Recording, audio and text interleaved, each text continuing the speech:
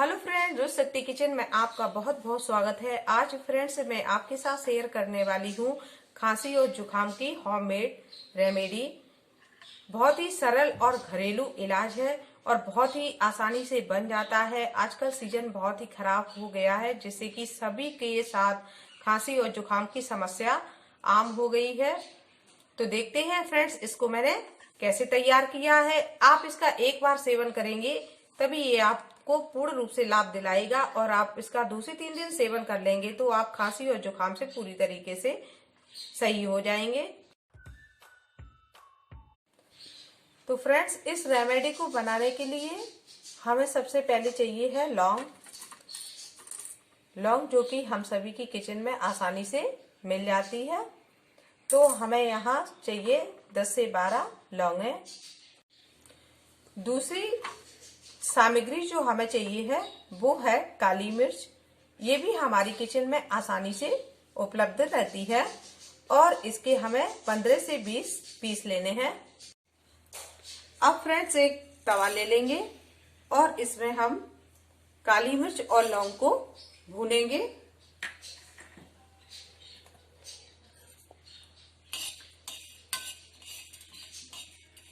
Gas की flame को slow रखेंगे, स्लो फ्लेम पे इसको भूनना है।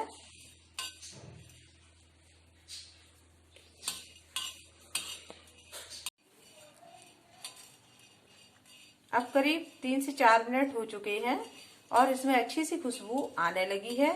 तो अब हमारी लौंग और काली मिर्च भून करके तैयार हो गई है। तो अब इसको निकाल लेंगे। तो अब मैंने इसको पीस लिया है। आप जिससे अदरक कूटते हैं उससे आसानी से ये कूट जाता है और इसका पाउडर अच्छे से बन जाता है। तो ऐसा ही आपको भी बारीक पाउडर बना लेना है।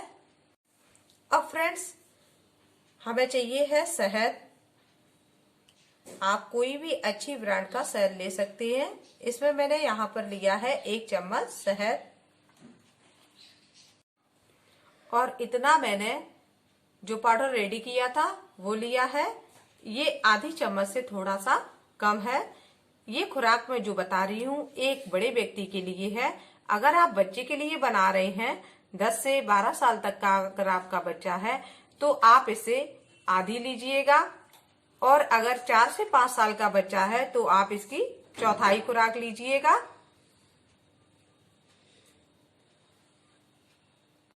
ये फ्रेंड्स, मैंने एक अदरक का टुकड़ा कद्दूकस कर लिया है। तो अब इसके रस को हमें निकाल लेना है। अब इसको इस तरीके से निचोड़ लेंगे तो रस हमारा निकल आएगा। अब फ्रेंड्स, इन सभी चीजों को अच्छे से मिक्स करेंगे।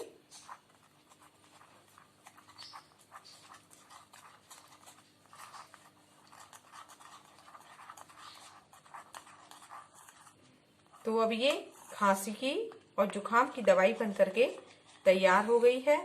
आप इसका 1 चम्मच भर के ले सकते हैं, और ये आपको दिन में 3 बार लेनी है। एक बार सुबह, फिर एक बार दोपहर खाने के बाद, और एक बार आप इसको रात में खाने के बाद ले लीजिएगा। और इसके बाद ध्यान रहे कि आपको पानी कम से कम 1 घंटे तक नहीं पीना है। और रात में जब आप इसका सेवन करें तो आप पूरी रात पानी ना पिए, सुबह ही पिए, जिससे कि इसका बहुत ज्यादा और जबरदस्त लाभ मिलेगा। आपको यदि वीडियो पसंद आ रहा है तो वीडियो को लाइक दे दीजिएगा और चैनल को सब्सक्राइब कर लीजिएगा। बगल में जो घंटी का बटन आ रहा है उसको प्रेस कर दीजिएगा। मिलते हैं नए वीडियो में, तब तक के लिए बाय बाय।